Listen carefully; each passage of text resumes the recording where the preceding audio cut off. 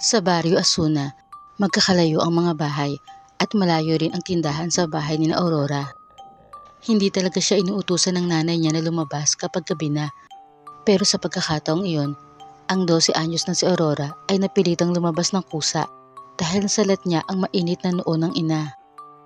Napunasan na niya ito ng buhay na tubig pero hindi pa rin nawala ang lagnat nito.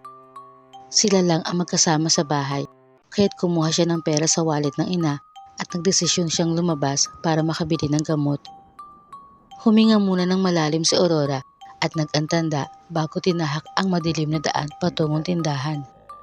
Natatakot siya hindi lang sa mga masasamang tao na posible niyang makasalubong, kundi higit sa mga aswang na napapabalitang gumagala sa kanilang baryo.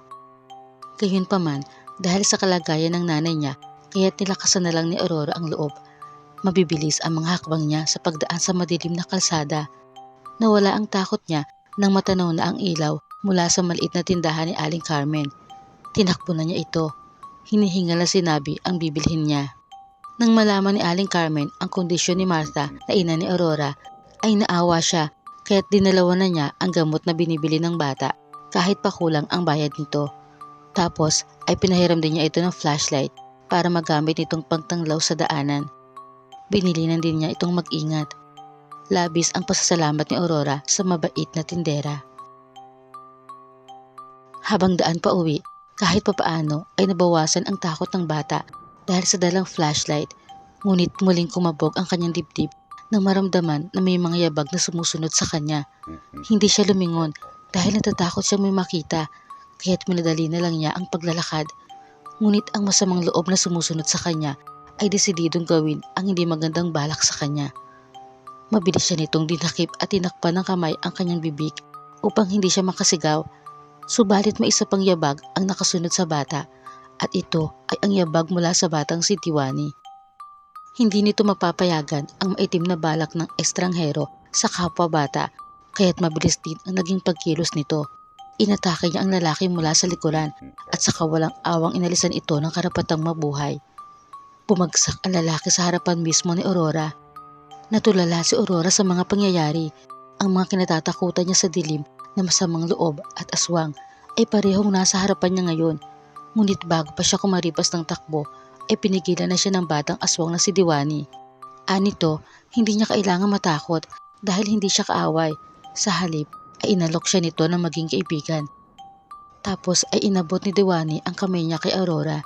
Nanginginig man ang mga kamay sa takot ay tinanggap pa rin ni Aurora ang niyaabot na kamay ni Diwani.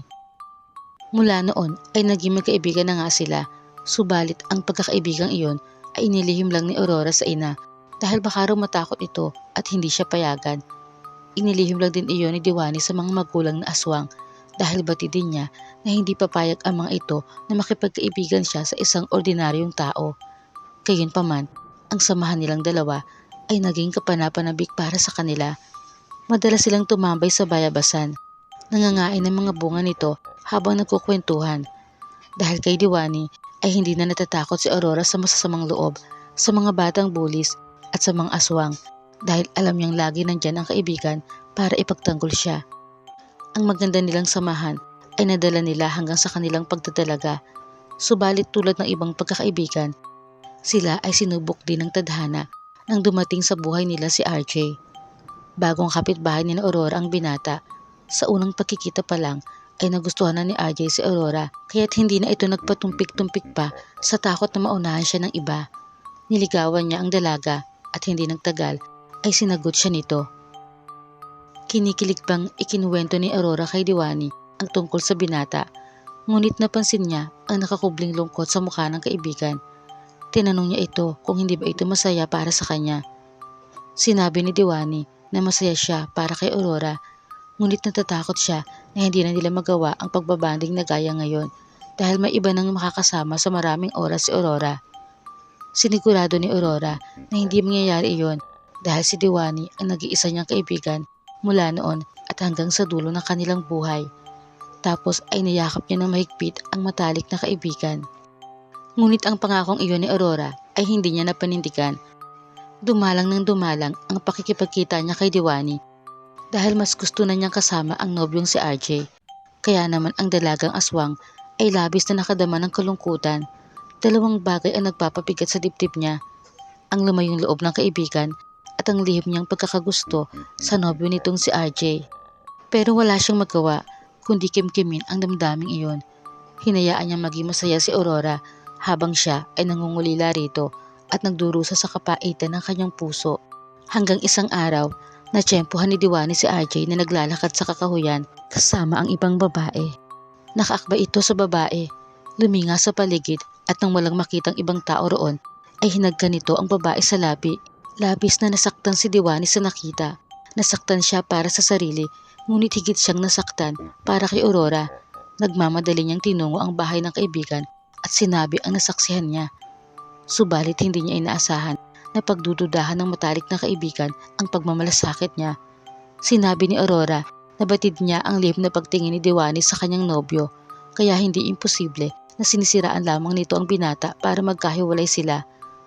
Ang sakit na nararamdaman ni Diwani ay nadagdagan pa sa mga binitawan na salita ni Aurora sa kanya, kaya't umiiyak na dinalikuran niya ito. Makalipas lang ang ilang araw ay ganoon na lang ang pagkabigla ni Aurora nang siya mismo ang makapagpatunay sa katotohanan ng sinabi ni Diwani tungkol kay RJ. Pinuntahan niya sa bahay ang nobyo at naabutan niyang may kasama itong ibang babae roon. Bugso ng damdamin na saktan kaya't nagwala si Aurora at sinabunutan ang babae. Ngunit sa halip na humingi ng tawad sa kanya at ipagtanggol siya, ay siya pa ang ipinagtabuyan ni RJ. Anito, hindi na niya gusto si Aurora. Nagsasawa na siya sa pagiging maarte nito. Ilang buwan na raw sila pero hindi man lang siya nito pinagbibigyan sa gusto niyang mangyari sa kanila. Kaya mas pipiliin na niya ang babaeng gagawin ang lahat para sa ikasisiya niya. Hindi makapaniwala si Aurora na maririnig iyon mula mismo sa bibig ng nobyo. Nagtungo si Aurora sa bayabasan at doon umiyak ng umiyak. Nagulat siya nang mapatingala. Nandoon pala si Diwani, pinapanood ang kanyang pagdadalamhati. Napayuko si Aurora.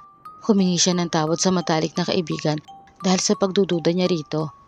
Inihingi rin niya ng tawad ang mga naging pagkukulang niya sa samahan nila dahil sa mga oras na inilaan niya sa walang kwentang lalaki. Bumaba sa puno si Diwani at walang imik na niyakap ang kaibigan. Ibinulong ni Aurora sa kanya na ipinauubaya na niya ang puso ni RJ sa kanya. Batid ni Diwani kung ano ang ibig sabihin ni Aurora. Nung gabi ring iyon, matyagang inabangan ni Diwani ang pagdaan ni RJ sa kakahuyan. Hindi naman siya nabigo na makita ito. Ang pagtingin niya rito ay napalitan na ng galit dahil sa ginawa nito sa matalik niyang kaibigan, kaya walang pagdadalawang isip inatake niya ito mula sa likuran. Tinamba niya ito at saka buo ang loob na dinukot ang puso nito. Aniya, ipinaubaya na ni Aurora ang puso nito sa kanya kaya magagawa niya ang anumang nais niya. Pinakatitigan muna niya ang puso ng binatang lihim niyang minahal bago nilantakan.